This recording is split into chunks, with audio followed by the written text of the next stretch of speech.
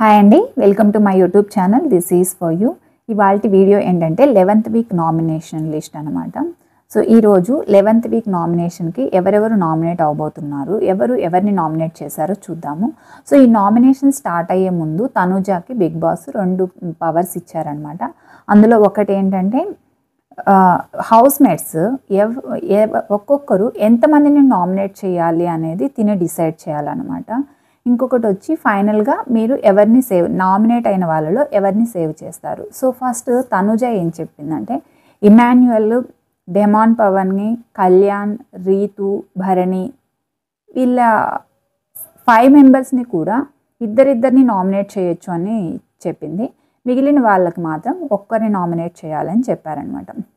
So ఇప్పుడు చూస్తే ఇమాన్యుయల్ ఇద్దరిని నామినేట్ చేయాలి కాబట్టి ఇద్దరిని నామినేట్ చేశారు, రీతుని, భరణిని. డెమాన్ పవన్ వచ్చి రీతుని, కళ్యాణ్ని చేశారు. కళ్యాణ్, డెమాన్ పవన్ అండ్ సంజనాని చేశారు.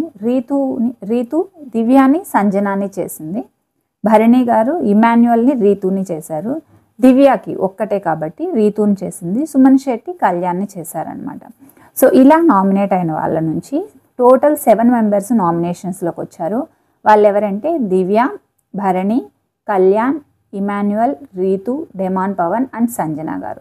సో ఈ 7 మెంబర్స్లో తనుజాకు వచ్చిన సెకండ్ పవర్ ఉంది కదా, ఎవరినైతే సేవ్ చేయాలనుకుంటుందో వాళ్ళని సేవ్ చేయొచ్చు నామినేషన్స్ నుంచి. సో ఈ విధంగా తనుజ వచ్చి రీతుని సేవ్ చేసిందనమాట. సో ఫైనల్గా రీతు కాకుండా remaining 6 members Divya, Bharani, Kalyan, Emmanuel, demon Pavan and Sanjana, ఈ 6 మెంబర్స్ ఈ వీక్ నామినేషన్స్లో ఉన్నారు.